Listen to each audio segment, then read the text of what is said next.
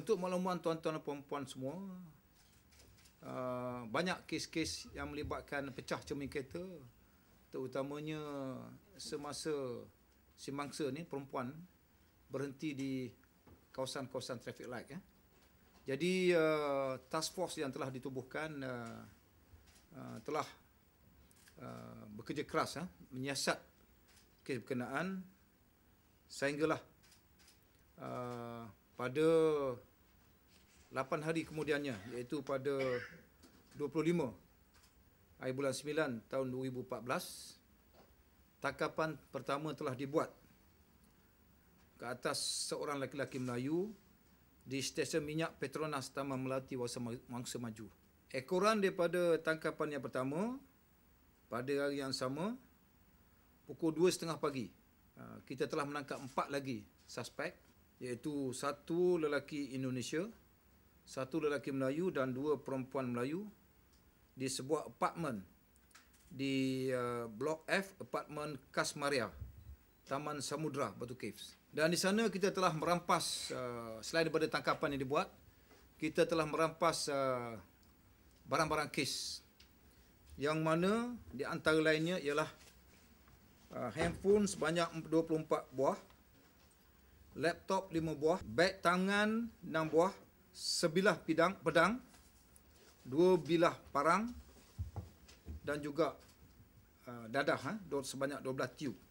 Jadi kemudiannya kita telah membuat siasatan lanjut, dan pada hari yang sama jam lebih kurang pukul 3 pagi kita telah menangkap 3 lagi suspek, iaitu 2 orang lelaki Melayu dan 1 orang lelaki Indonesia di bawah apartmen Kasmeria, Taman Samudra Batu Cave yang saya sebutkan tadi.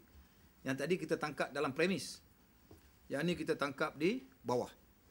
Jadi jumlah tangkapan semuanya ialah sebanyak 8 orang.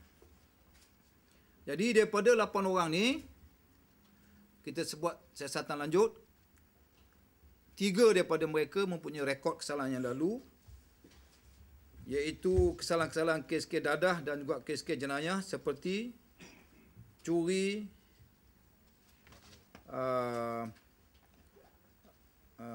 rogol dan juga memiliki senjata bahaya. Ya, daripada 8 tadi, 3 mempunyai rekod kesalahan yang lalu. Dan hasil siasatan menunjukkan kumpulan ini telah melakukan sekurang-kurangnya 8 kes yang saya sebutkan mempunyai modus operandi yang sama seperti yang saya sebutkan tadi, iaitu di mana mereka ni akan ambush ataupun akan attack mangsa ni semasa berhenti di traffic light.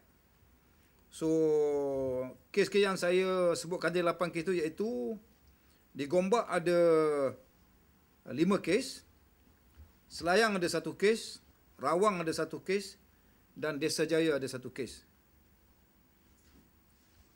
Dan siasatan juga menunjukkan kumpulan ini telah dipercayai bergerak cegas sejak tahun 2010 lagi, berdasarkan rekod-rekod kesalahan yang mereka telah lakukan. Jadi buat masa ini suspek ditahan dalam riman, dan pagi ini akan dihantar ke daerah Petaling Jaya untuk siasatan kes di sana. Suka saya maklumkan kepada tuan-tuan dan puan-puan yang si mangsa yang pertama yang membuat laporan polis tu, dia kehilangan handphone, wang tunai dan juga kad-kad peribadi, seperti ATM card, lesen memandu dan sebagainya. So, ada apa-apa soalan? Datuk, mangsa itu suspek yang libat kes lompor tu mangsa sama tak? Tidak. Mangsa yang lain. Dia tahun 2010. Bukan mangsa sama tak? Bukan. Ni kes lain. Tangkapan pertama tu pukul berapa tu? Tangkapan pertama ni pukul 1.30 pagi. Tangkapan kedua pukul 2.30 pagi. Dan tangkapan yang ketiga ni lebih kurang pukul 3 pagi. Hari yang sama. Ya. Ya? Umur ni antara 21, 16 hingga 41 tahun. Maksud seorang pada sekolah Ya. Dia tak sekolah, dia tak sekolah. Dipercayai salah seorang girlfriend lah kepada orang yang kita tangkap. Pekerjaan ada tak tu antara? Pekerjaan dia ni tak ada, kerjaan dia mencuri menyamun lah. Itu kerjaan dia. Indonesia ada pasport tu? Indonesia tak ada. Sewa ya.